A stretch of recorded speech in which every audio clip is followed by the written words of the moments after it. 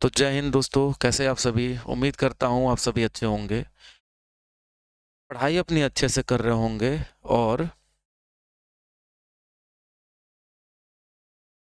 पढ़ाई, हाँ तो दोस्तों आ जाओ। अब देखो, अब जो हम हल देखेंगे वो अभ्यास 13.4 है दोस्तों। विद्युत मोटर के बारे में अभी हम उसका हल देखेंगे।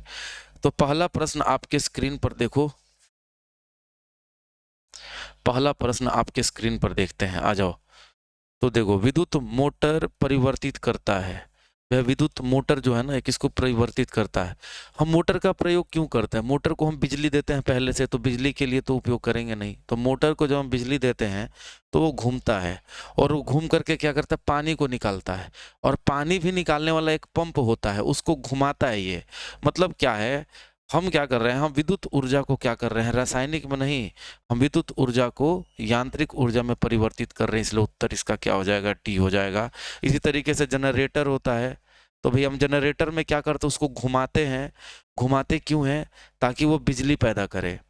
उसको हम घुमाते ताकि वो बिजली पैदा करे, मतलब यांत्रिक बल को उसमें हम विद्युत ऊर्जा में परिवर्तित कर रहे हैं। ये दूसरा नंबर का प्रश्न देखो, बैटरी से किस प्रकार की धारा प्राप्त होती है।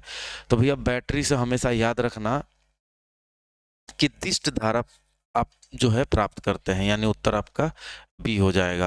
वही तीसरा देखो, तांबे के तार की एक आयताकार कुंडली, ठीक है, किसी चुंबकीय क्षेत्र में घूर्णी गति कर रही है। तो इस कुंडली में प्रेरित विद्युत धारा के दिशा में कितने परिभ्रमण के बाद परिवर्तन होता है। तांबे के तार आयताकार कुंडली, अभी हमने ऊपर भी देखा था, अभी देखो यहाँ भी हमने देखा था इसका हल, ठीक है। देखो ये रहा ना, तो ये रहा हमारा, आ जाओ कोई बात नहीं, ये दोबारा पूछा हुआ था। एक आयताकार कुंडली, ये क्या करती है, चुंबकीय क्षेत्र में घूर्णी गति कर रही है, तो ये प्रेरित, इसका उत्तर क्या हो जाएगा, आधा हो जाएगा, सी। मैंने अभी अभी समझाया था उसमें, ठीक है। अगला देखो, चौथा, यदि किसी युक्ति में विभक्त वलय दिक् परिवर्तन का कार्य करता है। विभक्त वलय जो है, split ring, split ring, split ring दोस्तों यही है, देखो ये है स्प्लिट रिंग। आपको मैं कैसे दिखाऊं, अच्छा पहले देख लेते हैं, प्रश्न पढ़ लो पूरा। तो दिक् परिवर्तन का कार्य करता है, विद्युत मोटर में ये काम करता है। किसमें करता है दोस्तों, ये विद्युत मोटर में काम करता है। अभी मैं आपको दिखा रहा हूं, देखो ये किसकी बात कर रहा है, ये देखो, ये दोस्तों इसकी बात कर रहा है। देखो ये आधा आधा कटा हुआ है ना, पूरा नहीं है, ये कटा कटा हुआ रिंग है। जनरेटर में दोस्तों हम फुल रिंग का प्रयोग करते हैं, देखो फुल रिंग का प्रयोग कर रहे हैं, देख लो ये कटा हुआ नहीं है, ठीक है। तो अब दोस्तों ये हो गया। अब इसमें स्प्लिट रिंग का काम दोस्तों यहाँ पे कौन सा कर रहा है, तो अब देखो यहाँ पे अगला प्रश्न देखो,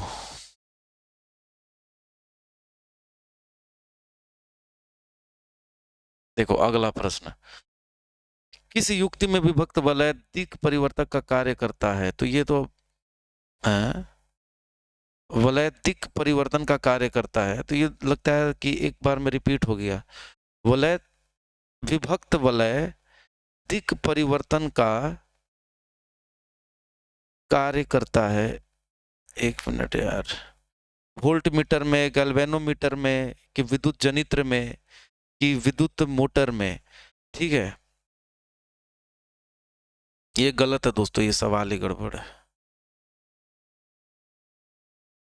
तो दोस्तों इसका हल देखो, ये इसमें दोस्तों इसका भी हल होगा, क्योंकि देखो स्प्लिट रिंग होता ही किसमें है, विभक्त वलय जो है स्प्लिट रिंग, वो होता है विद्युत मोटर में है। इसमें तो फुल रिंग होता है।